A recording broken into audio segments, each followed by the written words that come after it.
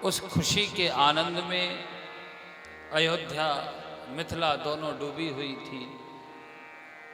गुरुजी महाराज जो है प्रसन्नता में थे। समय बीतता चला गया। दशरथ जी महाराज ने देखा कि जब मुकुट को सीधा कर रहे थे कि अब वृद्धपन आ गया है, संतानों का विवाह हो गया, अब मुझे राजगद्दी छोड़ देनी चाहिए और राम को राजा बना देना चाहिए। लेकिन विधि के विधान को कुछ और ही मंजूर था। आप सब जानते हैं, परिचित हैं, इसलिए ज़्यादा प्रसंग को ना कहते हुए कि जहां 14 वर्ष का वनवास श्री राम जी को मिला और साथ श्री लक्ष्मण जी और जानकी जी भी 14 वर्षवास के वनवास के लिए अपना घर बार छोड़कर चले और घर बार छोड़ते हुए यात्रा करी 14 वर्ष के वनवास के लिए। चलते चलते चलते पूरा अयोध्या भी पीछे गया, लेकिन भगवान सबको छोड़कर पहुंचे कहाँ? गंगा नदी के किनारे, नदी पार करने के लिए। लेकिन नदी पार करने के लिए जब गए तो वहां नदी पार होए कैसे? के मांगी नाव न केवट आना।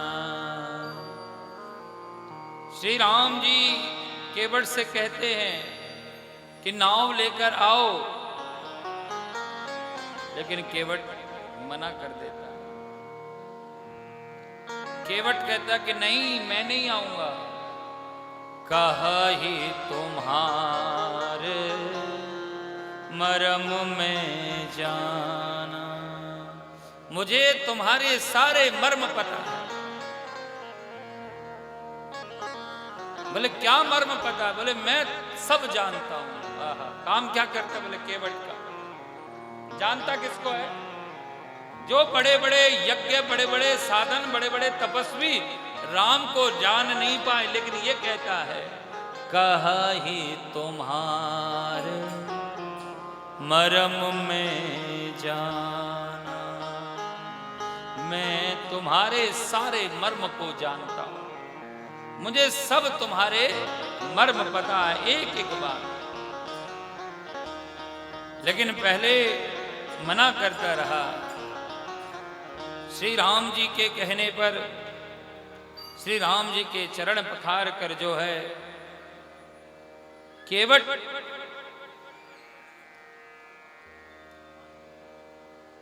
श्री राम जी को गंगा पार लेकर चला जाता है। 9 दिन दोगे ना तब पूरी कथा सुनाएंगे, राम कथा। बोलो जय सिया राम।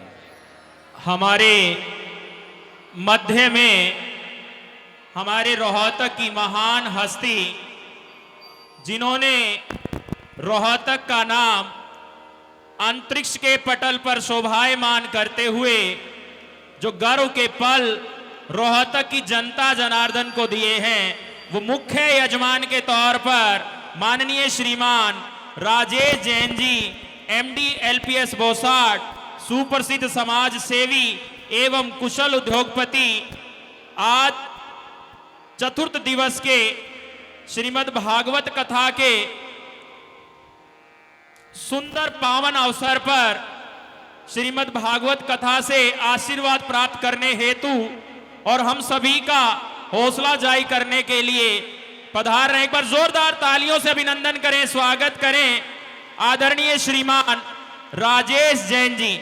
उनके साथ श्री रामलीला उत्सव कमेटी के प्रधान आदरणीय सुभाष तायल जी भी पधारे हैं, उनका भी हार्दिक अभिनंदन है। हमारे राजीव जैन जी मीडिया प्रभारी, उनका भी हार्दिक अभिनंदन। सर्वप्रथम व्यासपीठ पर केशव कृष्ण महाराज जी का अभिनंदन स्वागत कर रहे हैं और आदरणीय महाराज जी धर्म पट्टिका के द्वारा राजेश जैन जी का स्वागत अभिनंदन। जोरदार तालियां आप सभी की ओर से।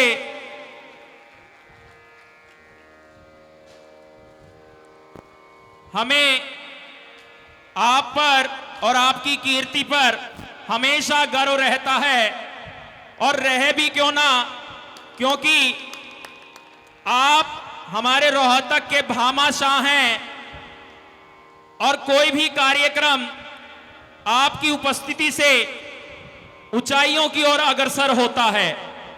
ऐसा हमारा मानना नहीं, अपितु हर एक व्यक्ति जो आपसे लगाव रखता है, जिसका आपके साथ अपार स्नेह है, मैं श्री राधे चरण सेवा मंडल की ओर से आपका हृदय की गहराइयों से अभिनंदन करता हूं, स्वागत करता हूं कि बहुत ही कम समय में इन्होंने आपसे संपर्क किया और आपने उसे सह स्वीकार करते हुए आज अपने व्यस्त कार्यक्रम में से भी समय निकालकर आप यहां पधारे हैं।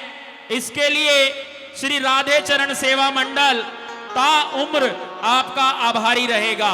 और सभी एक जय घोष करेंगे व्यासपीठ की ओर हाथ करते हुए आदरणीय राजेश जैन जी के लिए कि हमारे राजेश जैन जी का हमेशा जो स्वास्थ्य है वो निरोग रहें और ऐसे ही रोहतक की सेवा में हमेशा कार्यरत रहेंगे।